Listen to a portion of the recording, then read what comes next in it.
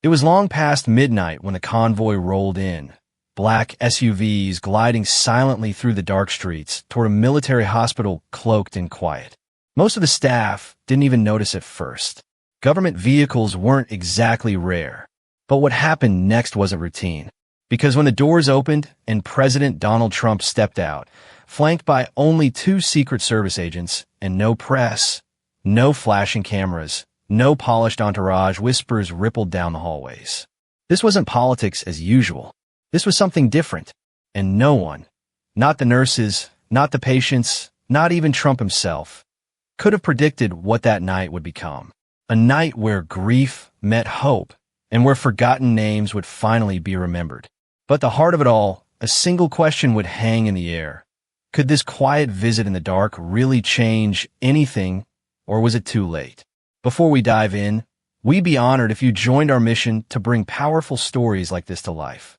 If you believe in human dignity, healing, and the power of second chances, take a moment to subscribe now. We're building something meaningful here, and we want you to be part of it. Inside the hospital, the air felt still. Monitors beeped faintly in the background, and the sterile scent of antiseptic lingered in the dim corridors. The overnight nurses exchanged glances, confused, curious, as the president moved with quiet determination. He didn't stop to shake hands, didn't smile for photos. There was no speech, no applause, only silence and purpose. Dr. Reynolds, the hospital's chief physician, approached hurriedly, unsure whether to speak or salute. But Trump raised a hand, calm but firm. "I'm not here for politics," he said. "Take me to the soldiers." And just like that, the mission became clear. The walk through the ward was slow, deliberate. Trump passed rows of hospital beds, each one holding someone who had given everything. Men and women with scars deeper than skin. Some with missing limbs. Some barely awake. Many just silent. A young nurse named Emily stood at the edge of the hallway, watching him. She had seen her fair share of politicians. They came, they posed, they smiled wide and said all the right things. Then they left. But this felt different. Trump wasn't putting on a show. He looked like a man searching, not for votes, not for headlines, but for truth. He stopped at one bed. Private James Carter. The nameplate sat beside a man who stared blankly at the ceiling, barely noticing the world around him. His chart didn't tell the whole story. The physical damage was visible, both legs gone after an explosion in a combat zone. But what no chart could capture was the quiet collapse of his spirit. His fiancée had left. His friends had stopped coming. Even his own hope had packed up and disappeared. Trump stood at his side, silent for a moment. "You don't have to pretend you care," James said without turning his head. His voice was tired, brittle. Instead of leaving, Trump pulled up a chair. No camera in sight. No assistant whispering talking points. "Tell me your story," he said softly. James didn't answer at first, but there was something in the president's tone, an unexpected stillness, almost like a father sitting beside his son, that broke through the wall. So he spoke, slowly, hesitantly, then openly. He talked about the mission, the blast, waking up to an empty room and realizing his legs were gone, the loneliness, the anger, the feeling that he had become invisible, discarded. He didn't cry. He didn't dramatize. He just told the truth. Trump didn't interrupt once. After a long pause, he finally asked, "Do you feel like your service meant nothing?" James clenched his jaw. "Sometimes, yeah." The president exhaled, his expression caught somewhere between pain and purpose. "That's a damn shame," he said, "because you're a hero, and this country should never forget that." It was a simple sentence. But to James, it didn't sound like a line. It sounded like someone seeing him for the first time. Trump placed a hand on his shoulder. "You're not alone," he said, "and I won't let you be." And that's when Emily knew something had changed. She had watched James' refuse therapy push people away, fall deeper into a darkness no one could reach. But now, she saw something flicker in his eyes. It wasn't recovery. Not yet. But it was a start. And it was real. "Mr. President," Emily said carefully, stepping forward, "there are others like James. Soldiers with no visitors. No families. No one left." Trump turned to her, eyes steady. "Then show me." Without another word, She led him deeper into the ward, past rooms of sleeping warriors, past the silence of long-term trauma, until they reached room 207. Emily stopped.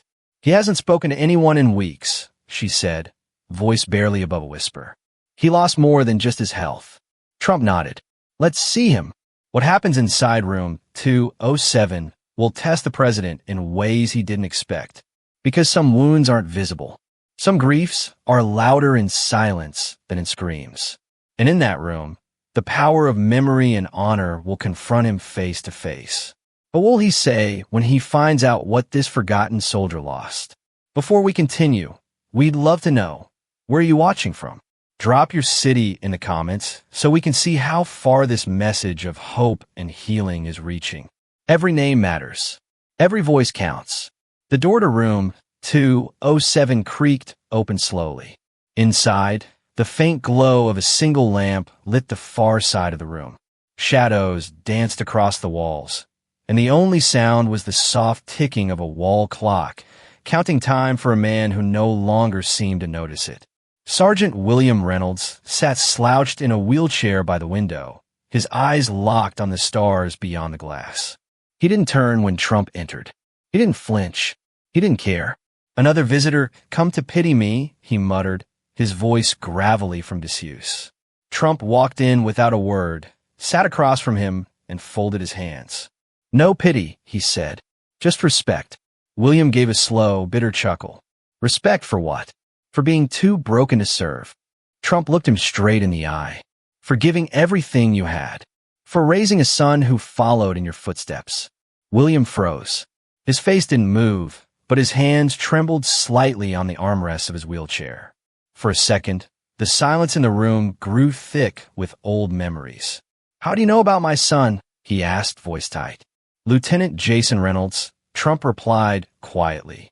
"He saved his unit, died in the field, buried with honor, but forgotten by the media the next day." William didn't speak. He stared at the floor like he might fall into it. "He was a hero," Trump continued, "and I won't forget his name."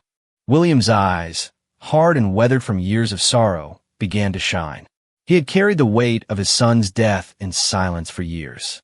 No parades, no statues, just faded photographs and a folded flag in a box no one touched anymore. "His name will be honored," Trump promised. "I'll make sure of it." Something broke inside William, quietly, without sound. His hand rose slightly and covered his eyes, as if holding in everything he'd suppressed for far too long. That night, something shifted inside the hospital. And it wasn't just Sergeant Reynolds. Word had begun to spread. A nurse passed it to an orderly. A soldier overheard and told another down the hall.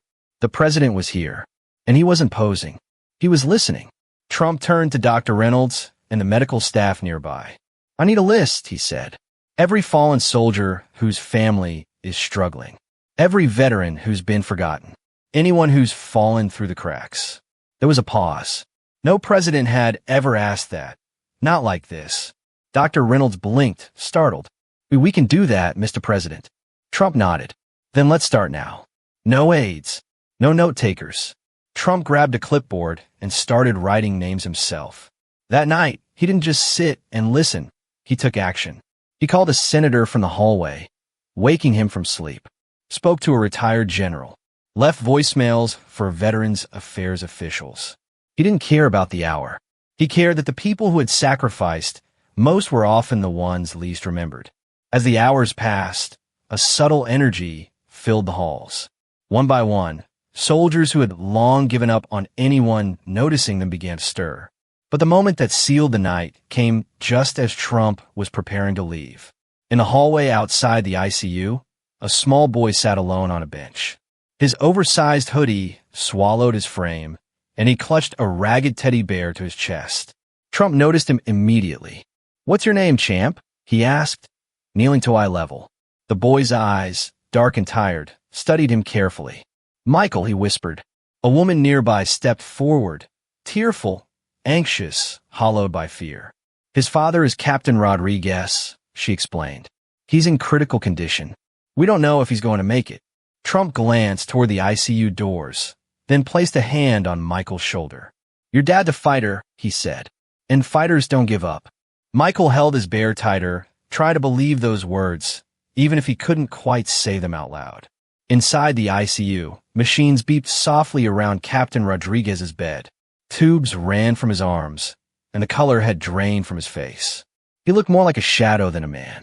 Trump stood at his side and leaned in. "Your son is waiting," he said gently. "Your family needs you. You gave everything for this country. Now it's our turn to give something back." There was no response, only the rhythm of the heart monitor. And then, barely noticeable, Captain Rodriguez's eyelids fluttered. A nurse gasped. He hadn't moved in days. Trump didn't smile, didn't speak again. He just squeezed a man's hand and whispered, "Hang in there." That night, something changed in room 312. Against all odds, Rodriguez's vitals began to stabilize. The ICU team didn't speak of miracles, but everyone in the room felt it. Sometimes, Hope walks in wearing a suit at midnight. Before leaving, Trump handed Michael's mother a sealed envelope. "Open this when you're ready," he said. She nodded, not knowing what to expect. Hours later, in a quiet waiting room while Michael slept beside her, she finally unfolded the paper. It wasn't a formal letter from an office. It was handwritten. Trump had thanked her husband for his sacrifice, encouraged Michael to dream big, and left one more thing: a full scholarship for the boy's education, along with an attached order for financial support for struggling military families. It wasn't just a letter. It was oxygen in a room that had been suffocating for too long. And in that moment, she knew this wasn't about politics. This was about humanity. Later that week, Trump was back in the Oval Office. But something was different. He didn't rest. He didn't slow down. He called lawmakers, met with military advisors, drafted initiatives that had long sat at the bottom of neglected agendas, improved mental health care, upgraded facilities, full scholarships for children of the fallen. When his staff arrived the next morning, they found him holding a stack of papers, eyes burning with purpose. "We need action," he said. "Now." And quietly, things began to move. What began as one midnight visit turned into a national shift. But even as the media remained unaware and the headlines stayed focused elsewhere, those inside the military community started to feel it. Something real was happening, and the people who had long been ignored were finally being heard. If this story has moved you so far, and you want to help us bring more powerful moments like this to light, consider subscribing now. Your support helps keep these stories alive and gives voice to those who are too often forgotten. In the days that followed, no official press releases were sent, no grand announcements made, but whispers moved faster than headlines ever could. Veterans across the country began to receive unexpected phone calls. Support organizations they'd reached out to months ago, now responding. Families of fallen soldiers found envelopes in their mailboxes with new benefits, scholarships, and messages of gratitude. Inside the hospital, staff couldn't believe the ripple effects. Emily, the nurse who had first walked Trump through the ward, watched the changes unfold. New equipment arrived. Therapy programs expanded. Extra staff were hired for counseling and recovery. She turned to a colleague one morning and whispered, "He actually meant what he said." And deep in the hearts of those halls, where silence had once been louder than words, hope began to fill the empty spaces. Late one night, in the privacy of the Oval Office, Trump sat alone with a small stack of photographs. Each face belonged to someone he had met that night at the hospital. But his eyes lingered on one photo in particular: Lieutenant Jason Reynolds, standing tall in uniform, a quiet pride in his stance. The son of Sergeant William Reynolds. Trump ran a finger over the edge of the photograph, then opened his desk drawer and pulled out a small, folded list. It held the names of fallen soldiers whose stories he had promised to remember. He whispered under his breath, "I won't forget you." And somehow, even in that silent room, the promise carried weight. Months passed, and the effects only deepened. James Carter, the young double amputee who had once stared hopelessly at the ceiling, was no longer isolated. He was now leading group sessions for other wounded veterans. What began as quiet, hesitant meetings turned into a growing support circle. He didn't call it therapy. He called it brotherhood. "I didn't think I had anything left to offer," he said in one of the sessions. but someone reminded me I still mattered. Now I'm going to do the same for others. News eventually caught wind of what was happening, but by then, it didn't matter. The soldiers weren't just statistics anymore. They were stories, names, lives being rebuilt. Reporters asked James what changed. He didn't give a long speech. He just said, "He made me believe I wasn't worthless." At the same time, Sergeant William Reynolds found himself writing again for the first time in years. Letters to families, veterans, local news, anyone who would read about his son Jason. And for the first time, those stories were being shared. A plaque was placed at Jason's old base in his honor. An article featured his sacrifice. A classroom of military school cadets read his name aloud in a morning ceremony. William smiled through tears when he got the video.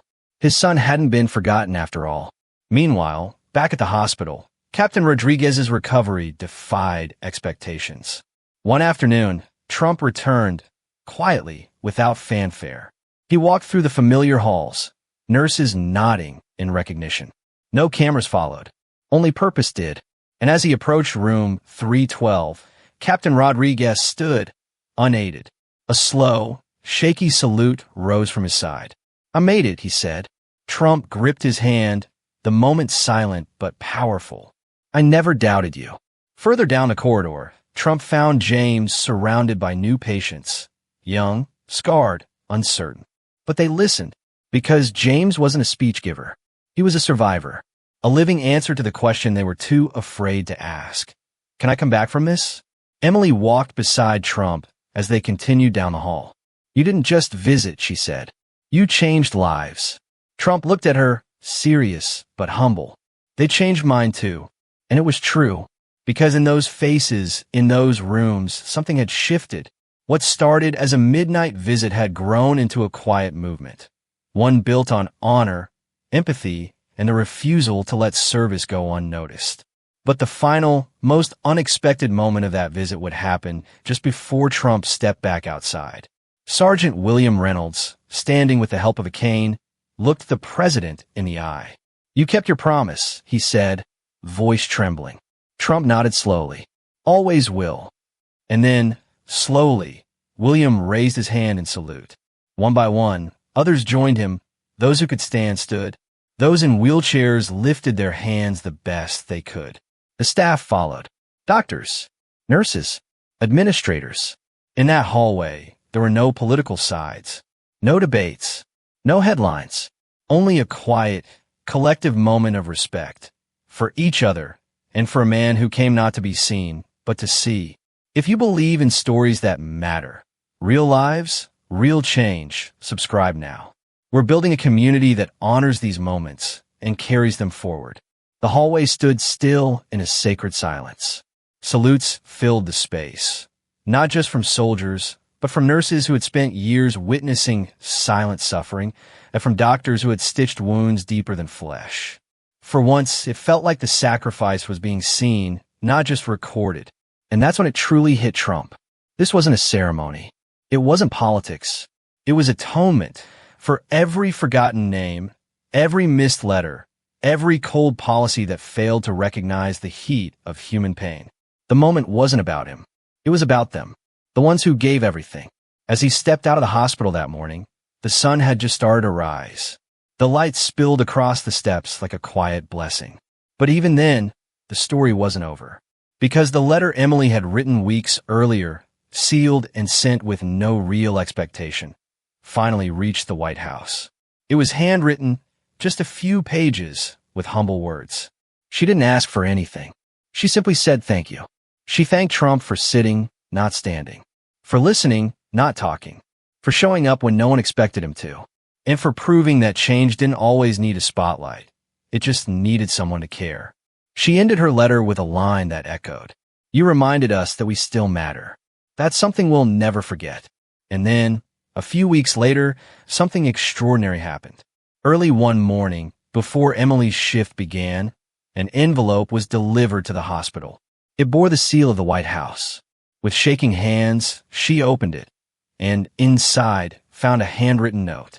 "Emily, the real heroes are people like you. Those who never stop fighting for these soldiers, even when no one's looking. Thank you for everything you do. You inspire more than you know. Donald J. Trump. But the letter wasn't alone. Enclosed with it was a signed bill. Official. Stamped. Binding. A full-scale improvement plan for military hospitals nationwide. Facility upgrades. Mental health programs. Staff support. Resources for families. Emily clutched the papers to her chest. It wasn't just paperwork. It was proof. That one night, one untelevised visit, had turned into something lasting. That someone in power didn't just listen. He acted. Months passed. And then, without warning, a quiet event invitation was sent out from the White House. Not to donors. Not to celebrities. To veterans. No cameras. No stage. Just a room full of those who knew what sacrifice really meant. Among the guests, James Carter, now leading a national support network for wounded vets. What had started with 5 men in a hospital rec room had grown into a network of thousands. As he stood near the White House wall, looking at the flag swaying gently outside, someone asked him, "What changed for you?" James smiled. Not wide, not rehearsed, just real. "One night," he said. "That's all it took. One night where someone sat down and listened. That made me want to live again." He was no longer a broken soldier in a bed. He was a leader, a mentor, a survivor who now carried others. Also present was Sergeant William Reynolds, stoic as ever, but different now. The hard edges of his grief had softened, replaced by a new mission, preserving his son's memory in every space he could. He shook Trump's hand again, this time without trembling. "Thank you," he said. You gave him his name back. Trump nodded solemnly. And somewhere nearby, Captain Rodriguez stood with his wife and son, Michael, who had outgrown his teddy bear, but not the memory of that night. Rodriguez was upright, smiling, alive. "Sir," he said, saluting, "you said fighters don't give up. You were right." Trump returned the salute. And in that small, private gathering, free of flashbulbs or headlines, something sacred happened. No speeches, no slogans, just handshakes, stories, and gratitude. Hope, once a foreign word in those hospital rooms, had become the standard. The movement that began in silence was now loud in impact. Families who had given up on ever receiving recognition were getting letters, scholarships, and assistance. Veterans who had sat alone in dark apartments now had places to go, communities waiting with open arms. And the names? Oh, the names, they weren't forgotten anymore. At a new wall in a refurbished military hospital lobby, gold-plated nameplates shimmered under soft light. At the top it read, "We remember. Always." Trump visited the wall in person on a return trip. He stopped at one name in particular, Jason Reynolds. Beneath it, a quote was etched in stone. He didn't ask to be remembered, but we remember anyway. Trump placed his hand on the plaque and closed his eyes for just a moment. This wasn't about legacy, or leadership, or image. It was about duty. And in that moment, even the most powerful man in the world stood not as a president, but as a citizen honoring his own. If you're still with us on this journey, and this story moves something in your heart, take a second and hit subscribe. These stories need to live on, and your support helps us keep telling them, one life at a time. It had started with a single visit, but now the ripple had become a wave. Across the country, soldiers, once isolated, discouraged, and invisible, began stepping back into the light. Small support groups became full networks. Military hospitals received new funding. Families, who had long carried burdens in silence, began to speak up, and this time they were heard. James Carter, now a central figure in this quiet revolution, found himself invited to speak at schools, veteran centers, and rehabilitation clinics. Not because he had prepared speeches, but because he had lived the story. "I was done," he told a crowd of young soldiers once. "Done with life, done with feeling. But someone sat down beside me and reminded me I still had value." That someone never demanded credit. Trump rarely mentioned the hospital visit, even as lawmakers began pushing legislation inspired by it. Whenever he was asked about the sudden boost in veteran support programs, he'd say the same thing. "It's just the right thing to do." Meanwhile, Sergeant William Reynolds took up a new role, not officially, not with a title, but with a mission. He began organizing memorial efforts for fallen soldiers whose names had faded from the national memory. A photo wall, a website of letters, scholarships in their honor. He no longer sat in silence. He spoke for his son and for every other parent who never got their moment of closure. And back in the hospital, Emily, the young nurse who had watched everything begin, found herself at the center of an evolving institution. The hospital had changed, not just in resources, but in soul. The mood was different now. Every corridor had photos of soldiers. Every room carried a sense of respect and care that went beyond clinical treatment. It felt like home. And then came the most unexpected development of all. A soldier in rehab had painted a mural on one of the therapy room walls. It showed a hospital hallway, dimly lit, with soldiers standing side by side. And at the far end, walking quietly through them, was a man in a suit. No spotlight, no flags, just a hand on a soldier's shoulder. At the bottom, the words read, "He came not to be seen, but to see." Emily stood in front of that mural one evening and realized something. It wasn't about the man in the suit. It was about the moment the forgotten became known. The letter she had once written, trembling with uncertainty, was now framed on the wall of the White House medical room. Trump's personal request, a reminder to himself and to his team that leadership wasn't always about legislation. Sometimes it was just about listening. And then, almost a year after that first visit, something happened that brought everything full circle. A large envelope arrived at the hospital. Inside, an invitation. A second gathering. Same location. Same mission. No press. This time, the hospital itself was hosting it, with veterans from across the country, families of the fallen, hospital staff, and one special guest, the former president. Emily walked through the halls that day with a sense of peace. She had seen despair here, but today she saw joy, laughter, hope. And standing near the reception table was a young man in a wheelchair, James Carter, laughing with new recruits who were entering the rehab program. He wasn't just surviving anymore. He was thriving. When Trump arrived, the crowd didn't cheer. They didn't need to. Instead, they stood, not because of office or politics, but because of what he represented now, a promise kept. Rodriguez was there too, walking on his own with a cane, his wife by his side, and Michael holding a plaque with the word scholarship engraved into it. Trump knelt again, just like before, and looked at the boy. "You proud of your dad?" he asked. Michael nodded, beaming. "Always." Trump smiled. "Me too." And in that moment, something profound hung in the air. Not pride, not power, but presence. Later, during the quiet portion of the event, Trump stepped to a small podium, not to give a speech, but to read a few names.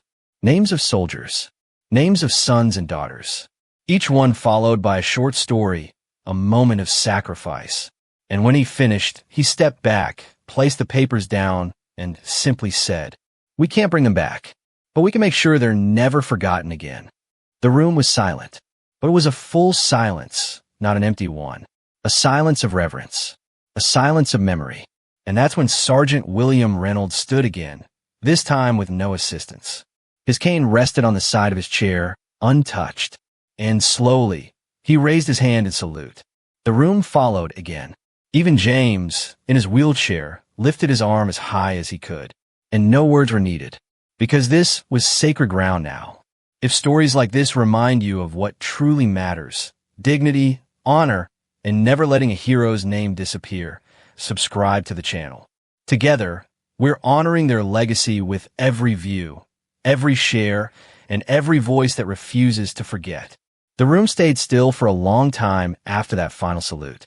Not out of obligation, but out of something deeper, gratitude. The kind that doesn't need applause or headlines. The kind that lingers in the heart long after the moment passes. After the gathering ended, guests filtered out slowly. No one wanted to be the first to leave. These halls had once echoed with the weight of silence. Now, they held the quiet hum of healing. Trump remained behind for a few more minutes, walking the familiar corridors. He paused at room 207, the place where Sergeant William Reynolds had once sat by the window, drowning in memories. The room was empty now, cleaned and reset for a new patient. But in the window frame, a small metal tag hung on a hook. Jason's room. He smiled and moved on. Further down the hallway, in the same spot where a year earlier little Michael had clutched a worn teddy bear, Trump stopped again. But this time, the bench wasn't empty. There were drawings taped to the wall, labeled veteran heroes, with stick figures and flags. Crayon hearts. Smiley faces. He reached out and smoothed the edge of one, his eyes lingering on a child's scrawled message. "Thank you for saving my daddy." Back at the Oval Office later that week, Trump placed two things on his desk. The framed letter from Emily, now smudged at the corners from frequent handling, and a new list, freshly typed, of families who still needed help. Because the work wasn't over. Not even close. But the difference now was that it had begun. The story didn't end in a hospital ward or a quiet ceremony. It grew. Inspired by what they saw, thousands of veterans began organizing their own support networks. Communities built around remembrance and healing. Retired medics volunteered to help with PTSD outreach. Military spouses started foundations in honor of those lost. Politicians, on both sides, began pushing forward legislation modeled after that initial set of changes. And in schools across the country, young students read about heroes they had never heard of before. Not just because they were in textbooks, but because someone had finally made sure they wouldn't be forgotten. James Carter's group expanded into every state. William Reynolds helped open a memorial archive that collected handwritten letters from veterans, now read aloud every Veterans Day. Michael Rodriguez, now older, carried his father's story wherever he went, his scholarship a living symbol of love paid forward. And Emily? She never left the hospital. She became its director. And every new nurse she trained heard the story, not just about the visit, but about what it meant to show up. So what do we take from this? It's easy to believe that grand gestures need grand stages. That change only comes through laws or headlines or noise. But sometimes change comes quietly, in a hallway, in a hospital bed, in a handwritten letter no one expected to be answered. Sometimes it comes from a man in a suit sitting silently beside a broken soldier and reminding him he's not broken at all. The lessons we carry from this night are clear. Honor is never outdated. The smallest act of care can rebuild a life. True leadership begins when the cameras are gone, and no name, no sacrifice should ever be forgotten. If this story touched you, if you believe these lives and these truths deserve to be remembered, please take a moment to subscribe. Join us in sharing more powerful, real stories that make the world just a little more human. And don't stop here. Tap the card on your screen to watch our next story. A powerful journey of courage, family, and unexpected redemption. Because the next chapter is just as important. And together, we'll keep remembering one story at a time.